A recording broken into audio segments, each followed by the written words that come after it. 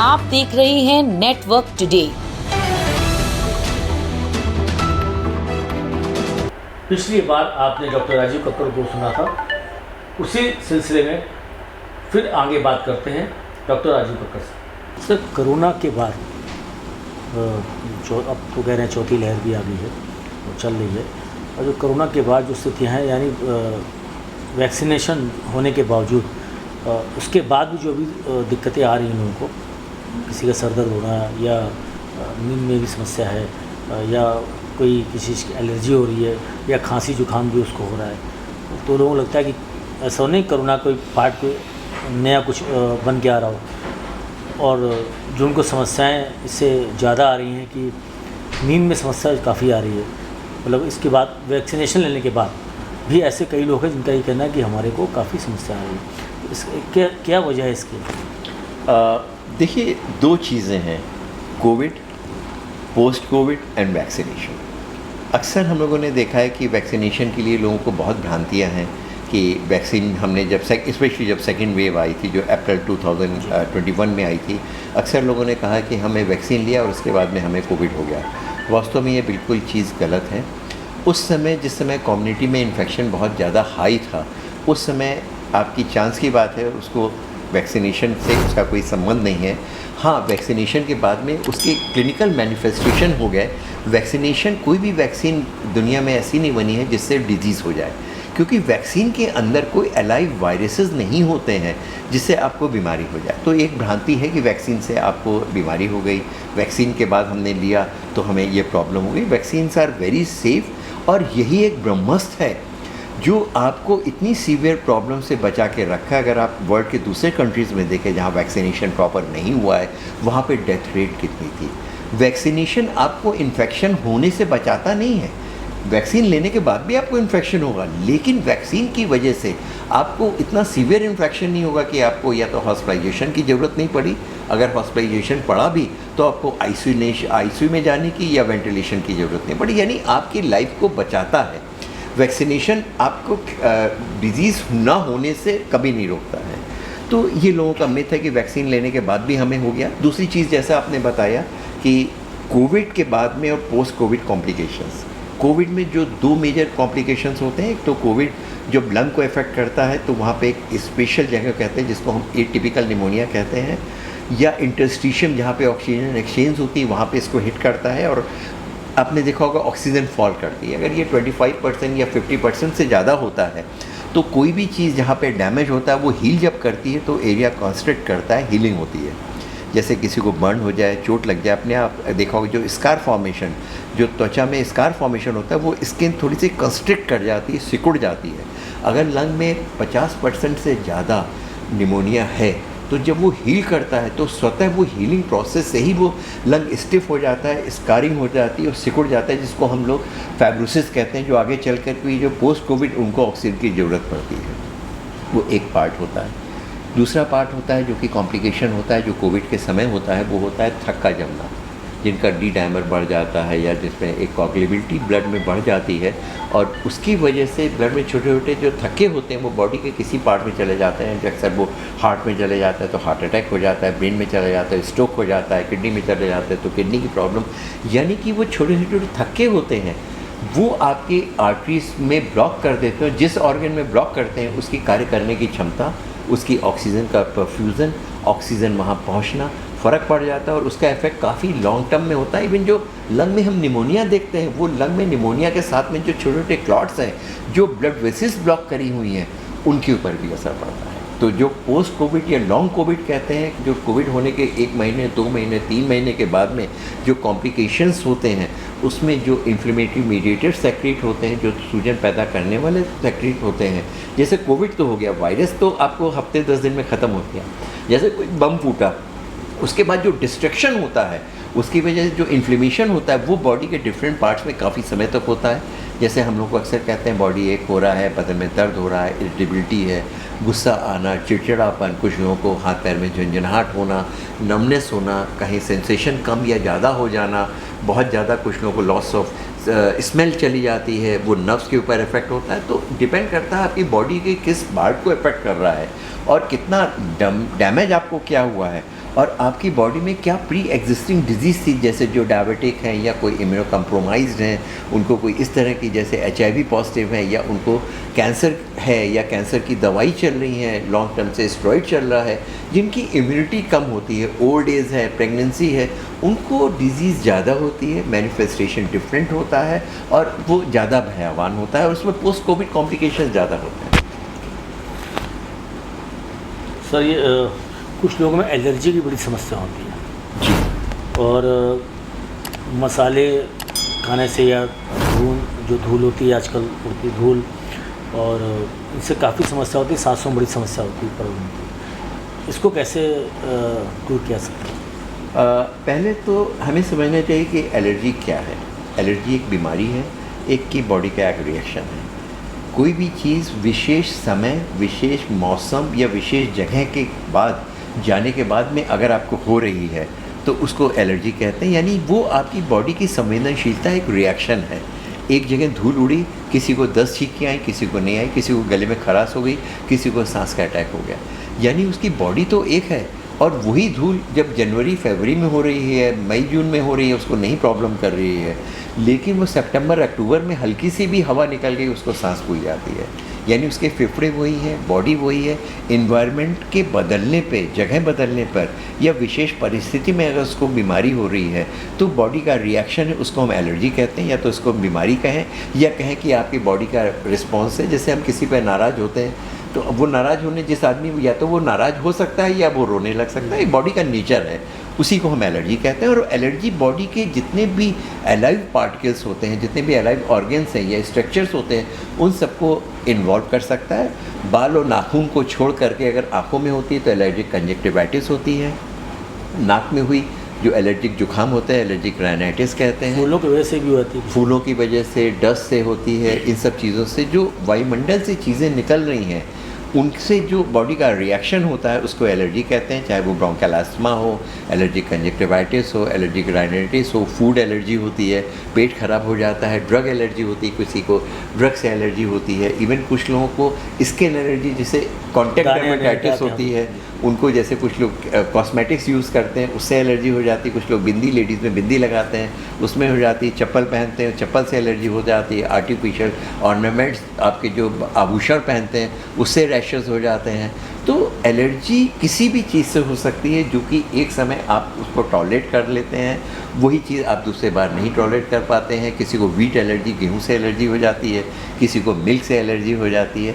तो एलर्जी किसी भी चीज़ से आपकी बॉडी का जो अत्यधिक रिस्पॉन्स होता है उसको हम एलर्जी कहते हैं। सर कोरोना के बाद से जो लाइफ स्टाइल में बदलाव आया है, लोग बंद हो गए थे कोरोना में, उसके बाद एक तरह से पिक्चर देख रहे हैं और सीरियल देख रहे हैं और कहीं कोई गेम खेल रहा है तो पता लगा रात में वो 2:30-3 तक जग रहे हैं, सुबह 4 बजे तक जग रहे हैं, तो काफ़ी चिड़चिड़ापन आ रहता है।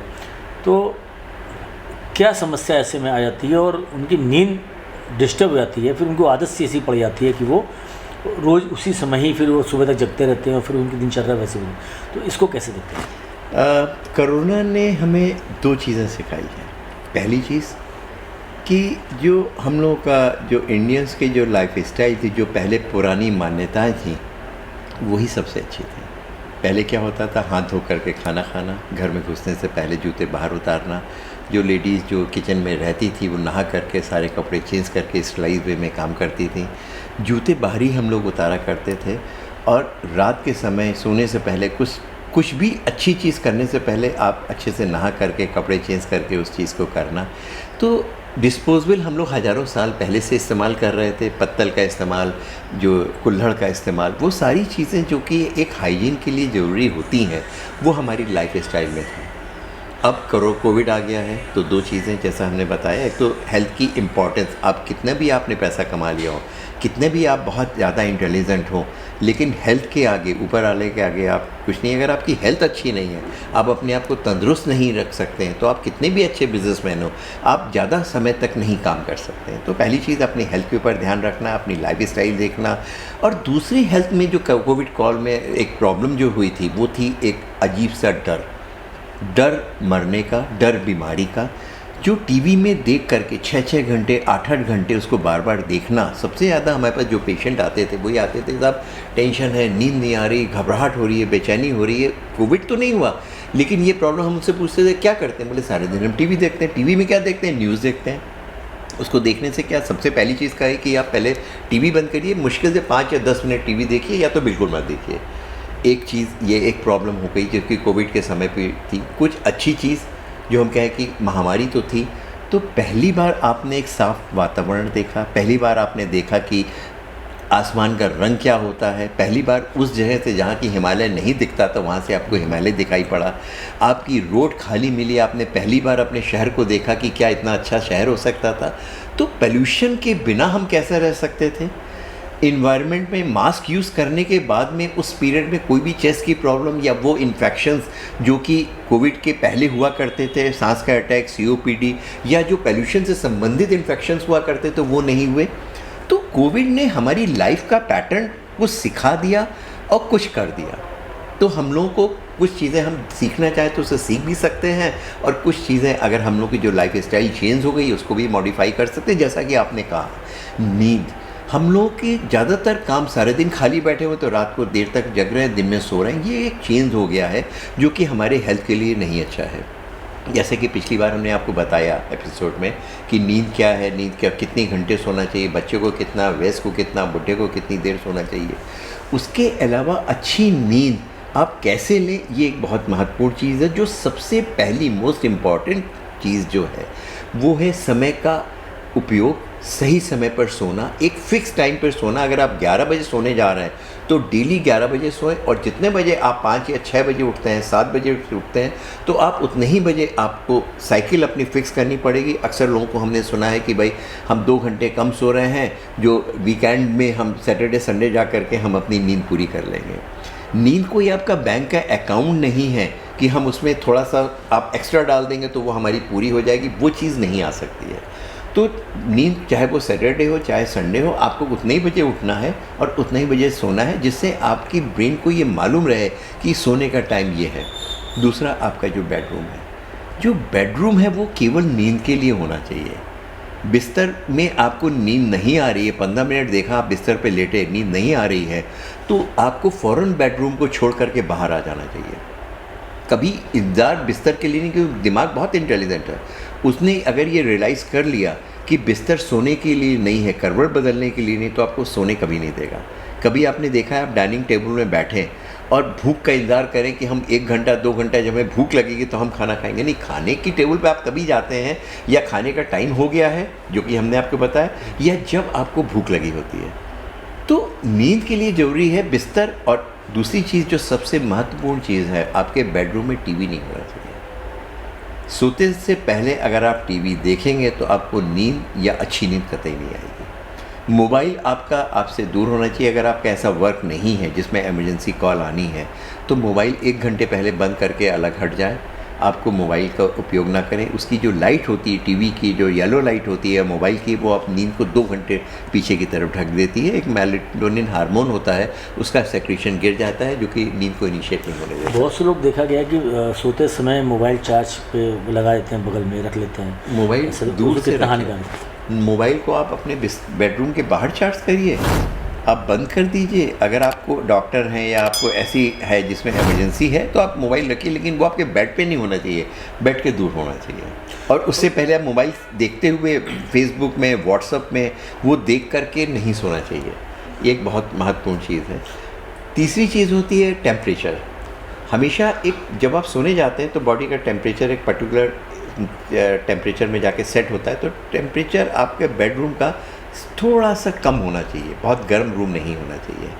तीसरी चीज़ जो हमने बताया कि अगर आपको नींद है कोई इस तरह का, अगर आप हल्की सी म्यूज़िक सुन सकते हैं, आपको नींद नहीं आ रही, रूम छोड़ करके बाहर चले जाइए, हल्की सी नींद लीजिए। बुक को देखिए, ना कि टीवी को देखिए, ना कि आप मोबाइल में जाकर व्हाट्सएप चेक करिए। कोई एक छोटी सी किताब पढ़ने लग जाइए। आपको जब नींद आए, जब लगे कि हम इसके बिना नहीं हैं, तब आप अपने बेडरूम में सोने के लिए जाइए।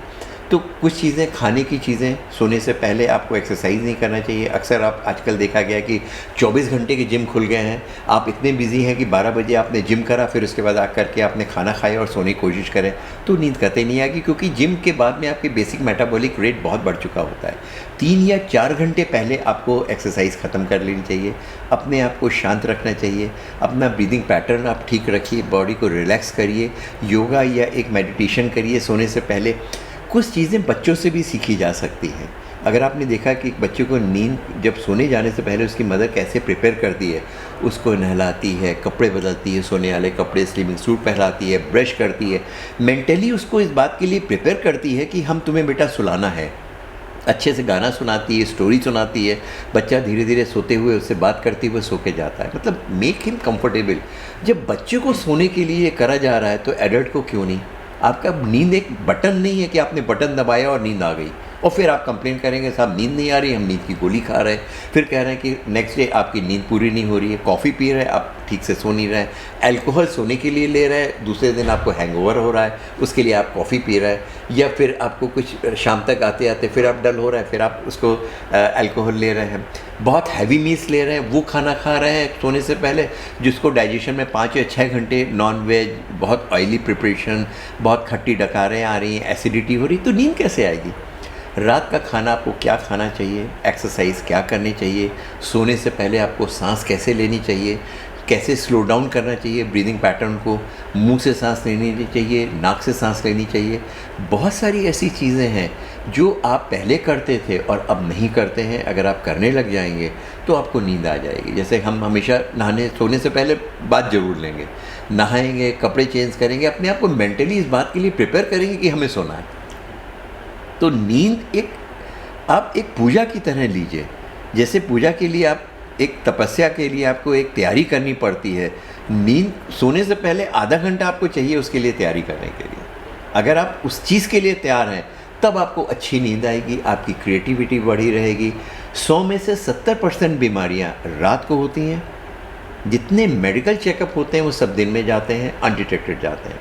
सवेरे आप फ्रेश नहीं उठे, बहुत पसीना आया, करवट पलटा, ठीक से नींद नहीं आई, आपको ये नहीं मालूम सोते समय आपकी ऑक्सीजन कहाँ से कहाँ पहुँच गई, आपकी हार्ट रेट कहाँ से कहाँ पहुँच गई, दिमाग में क्या चेंजेस आए, आपके जितने भी मेटाबोलाइट्स हैं वो आपकी बॉडी से एक्सक्रीट हो रहे हैं कि नहीं हो रहे हैं, एन नंबर ऑफ थिंग्स आपकी हो रही हैं, वो आपको मालूम ही नहीं है। आपके बॉडी में 25, 30, 40 साल से आपकी जो डैमेज शुरू हुआ है वो 60 साल की एज आते आते आपको मैनिफेस्ट कर रहा है। आपको हार्ट की प्रॉब्लम हो गई तो हार्ट के डॉक्टर के पास जा रहे हैं, डायबिटीज़ हो गई तो डायबिटीज़ के बारे में जा रहे हैं। नहीं डॉक्टर आपसे पूछता है आपकी नींद कैसी आती है, नहीं डॉक्टर आपसे पूछता है कि आपकी स्लीप पैटर्न कैसा है, आप खर्राटे लेते हैं कि नहीं लेते हैं, और नहीं पेशेंट आपको बताता है। तो ये एक बहुत सारी चीज़ें हैं जबकि ज़्यादातर देखा गया है कि अगर हम पेशेंट से बात कर लें, उनसे केवल क्लिनिकल आप उनके सिम्टम्स पूछ लें, थोड़ा सा 5 या 10 मिनट दे दें, तो शायद बहुत सारे इन्वेस्टिगेशन होने से भी बच जाएंगे। सर प्राय ये भी देखा गया कि बेडरूम में, जैसे अभी आपने बताया कि टीवी नहीं होना चाहिए, मोबाइल को दूर रखना चाहिए, कुछ लोग लाइट का इस्तेमाल करते हैं, रेड बल्ब जलाते हैं, वो कितना नुकसान देता है? जैसे कि हमने बताया एक पर्टिकुलर आपको लाइट चाहिए, जो आपकी टीवी की लाइट है, जो आपके मोबाइल की लाइट है, ये आपकी लाइट आपको डिस्टर्ब करती है। जैसे हमने बताया नींद के लिए आपके रूम के अंदर बिल्कुल डार्क होना चाहिए, जितना डार्क होगा उतना वो पर्टिकुलर हार्मोन जो नींद को इनिशिएट करता है उसकी लेवल बढ़ेगा और आपको सुलाएगा। कुछ लोग लाइट ज़्यादा चला के सोते हैं, उनकी नींद नहीं आएगी। इसका रिवर्स भी होता है। जिस समय आप जाग जाते हैं, ज़्यादातर हम लोग क्या इसी रूम में रहते हैं, रूम में केवल इतनी लाइट है जिसकी मात्रा कम है, आपका मेलेटोनिन हार्मोन नीचे नहीं आता है। सूर्य नमस्कार पहले हम लोग करते थे, सूर्य में होकर के 15 मिनट तक वो नमस्कार करते थे, जिससे सनलाइट का एक्सपोजर हो। सन में 60,000 लक्स एनर्जी होती है, जो कि घर में 400-500 लक्स होती है। सोचिए कितना फ़र्क है, वो आपकी बॉडी को एक्टिवेट करती है। जितने आपके क्रिकेटर अक्सर देखा होगा कि जब आप ग्राउंड में आते हैं तो पहले सन की तरफ देखते हैं, अपने आप को एक्टिवेट करते हैं, अपने आप को वार्म अप करते हैं, तब जा कर के खेलने के लिए जाते हैं। तो आपको प्रिपेयर होना पड़ेगा, चाहे वो सोने से पहले या सोने के बाद में। आपको हर चीज़ के लिए तैयार होकर के, आपको हर दिन एक रणभूमि है, हर दिन आपको उसके लिए तैयार होना चाहिए, मेंटली प्रिपेयर होना चाहिए, मशीन की तरह काम नहीं करना चाहिए। तो प्राय ये भी देखा गया कि जो लोग सोते हैं, चाहे बच्चे हों या बड़े हों, अचानक किसी ने आवाज़ मार दिया, कुछ घर में आवाज़ आ गई, गिर गया और झटके से एकदम से उठ गया, तो उसमें हार्ट में समस्या ज़्यादा हो जाती है। ये आपकी बात बिल्कुल ठीक है। जैसे हमने कहा कि अलार्म का उपयोग नहीं होना चाहिए अनलेस अनटिल कोई इमरजेंसी हो। हर दिन बच्चे के बगल में अलार्म लगा हुआ है, वो ठीक 4, साढ़े 4, 5 बजे बज रहा है, आपकी नींद को एकदम से कर रहा है, जो उस नींद की साइकिल है उसको बीच में डिस्टर्ब कर रहा है। किसी जगह पे आपका एक वो था कि विष्णु भगवान सो रहे और उनको जगाना था, तो उसके लिए एक आराधना करी जाती है। निंद्रा देवी की आप ही से उत्पत्ति है, आप ही से अंत है, और क्योंकि आप ही से अगर आपकी नींद पूरी नहीं होगी तो आप ज़्यादा अच्छे से सर्वाइव नहीं करेंगे। अगर आप नींद पूरी नहीं होगी तो आपकी बहुत सारी बीमारियां हो जाएंगी। तो नींद आपके हेल्थ के लिए बहुत ज़रूरी है। एकदम से नहीं जगाना चाहिए। हमेशा देखा गया है कि पेरेंट्स, जो कि पुराने जो ट्रेडिशन था, धीरे से पर्दे हटाते थे, लाइट ऑन करते थे, हल्की सी म्यूज़िक लगा दिया या हल्के से बेटा उठ जाओ, फिर थोड़ी देर बाद आके उठाने की कोशिश करते थे, फिर उठाने की कोशिश करते थे। कभी आपने ऐसे देखा है कि किसी पेरेंट ने अपने बच्चों को एकदम से झचकोट के उठा दिया, उठो खड़े हो जाओ? वो एक गलत है। बच्चा भी सारे दिन इरिटेट रहेगा, बच्चा भी सारे दिन परेशान रहेगा। तो एक सुलाना और उठाना उसकी एक प्रक्रिया है, हमको उसी तरह चला जाना चाहिए। तो एकदम से झटके से उठाना, अक्सर किसी कारण से अगर आपकी नींद उड़ गई तो आपको एकदम से याद होता है कि आपको क्या सपना देख रहे थे। अदरवाइज़ किसी को सपने हम रोज़ देखते हैं लेकिन हमें याद नहीं रहता है। लेकिन सपना एक नींद के एक विशेष स्टेज में जा कर के देखते हैं।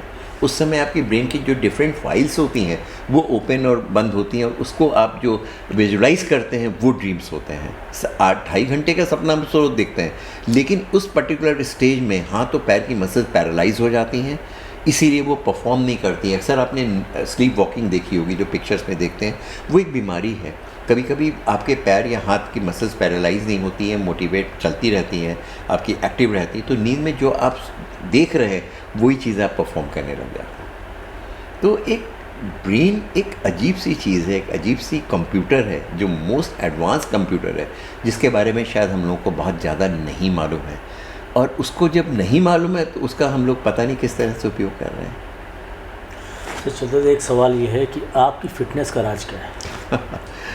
पता नहीं हम फिट हैं कि नहीं है, लेकिन हाँ, कोशिश यही रहती कि अपने आप को फिट करने के लिए 1 घंटा या 2 घंटा सवेरे के समय हम कुछ ना कुछ एक्सरसाइज या वॉक या कुछ खेलना ज़रूर करें। ये एक बहुत ज़रूरी है। जिस दिन नहीं खेलते तो सारा दिन बहुत ख़राब रहता है। बट एक चीज़ जो हम सबसे कहते हैं कि सोना बहुत ज़रूरी है, वो शायद हम उतना कम सोते हैं, तो उससे बहुत फ़र्क पड़ता है। तो सोना एंड डाइट, रात को कम खाना, या वो बहुत सारी चीज़ें हैं, आप क्या खा रहे हैं, क्या सो रहे हैं, कैसे आप कर रहे हैं, ये चीज़ें हैं जो कि बहुत ज़्यादा ज़रूरी होती हैं। और साहब का बहुत बहुत धन्यवाद हमसे बात करने के लिए। तो ये थे डॉक्टर राजीव डॉक्टर, जो आपको नींद के बारे में और हेल्थ के बारे में सारी चीज़ बता रहे थे। फिर अगली मुलाकात स्वास्थ्य की बात में किसी डॉक्टर के साथ, तब तक के लिए नमस्कार।